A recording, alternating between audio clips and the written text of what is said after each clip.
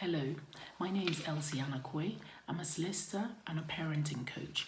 I am passionate about working with families to strengthen family relationships. So working with children and young people in order that they can thrive and reach their potential.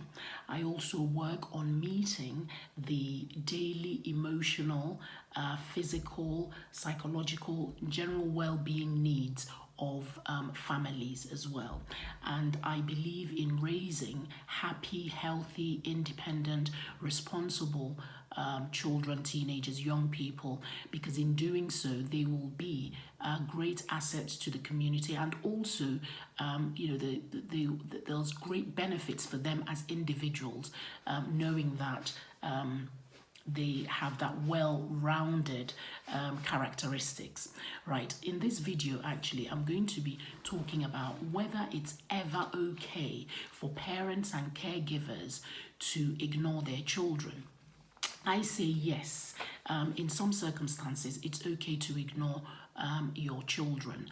And I know, often we talk about the need for parents and caregivers to be present in the lives of their children. We talk about, the fact that our presence is more important than our present. Our children, they cherish, the fact that we spend time with them.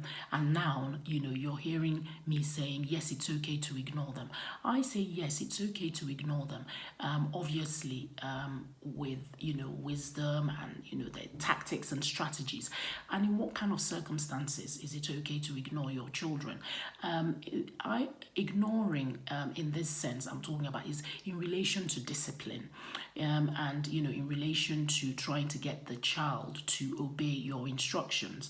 So for instance, where there's unnecessary attention seeking, yes, it's okay to ignore the child. We know the typical supermarket scenario where a child plays up insisting that a parent buys a toy or something, and the parent doesn't want to buy it for reasons best known to them. I'm not going to go into that, and in some cases parents might just think, you know what, just to keep this child quiet because the child is throwing a tantrum, and to save their face, to avoid embarrassment in a supermarket with so many people, they may give in. But if there's nothing wrong with that kind of scenario in you deciding that you are going to ignore that child, in doing that, it doesn't mean that you don't love or you don't care the child or you're not able to handle the child. You could be trying to actually send a message to the child that you will not reward inappropriate behavior. Yes, children, we know they play up, they're trying to get your attention, and most times when you're busy. But if you decide that you're not going to give in to that, then yes, there's nothing wrong with that. But again, obviously you have to deal with it carefully. You don't want it to kind of blow out of proportion. Yes, children, they're trying to learn, they're trying to develop themselves, and in the process as well, whilst they're exploring, they're pushing boundaries. But it's for us as parents and caregivers to be able to deal with the, setting of boundaries and to ensure appropriate behavior. So what kind of things can you do then, where you want to ignore this unnecessary attention seeking and inappropriate behavior? I would say, one of the things you can do, like I said, you can ignore the child. You can even walk away. You can, keep busy, find things to do. And what are you what are you hoping to achieve by doing this? I mentioned earlier about not, rewarding inappropriate behavior. Also, setting boundaries, and for the child to know who is in charge. You are in charge, and that you're not going to give in to all their demands, the screaming and the shouting. They need to know, they need to learn. It's also part of self-control, for them to know that, by screaming and shouting and all that, you're not going to just you're not going to yield to their demands. So that's what you can do. There's actually, I think I'll use the term probably careful, cautious, or selective ignoring, is probably a term that I'll use to describe that. So, depending on the scenario and how you wish to deal with it. But, those are just a few points that, strategies that you can deal with it. And again, it's worth mentioning that, you know, the fact that you're ignoring the child, it doesn't mean that you're condoning the behavior whatsoever. You know, I've already explained, you know, the reasons. You know, you're trying to set the record straight, and you're trying to tell the child that you will not tolerate inappropriate behavior. I know it's not always easy to do.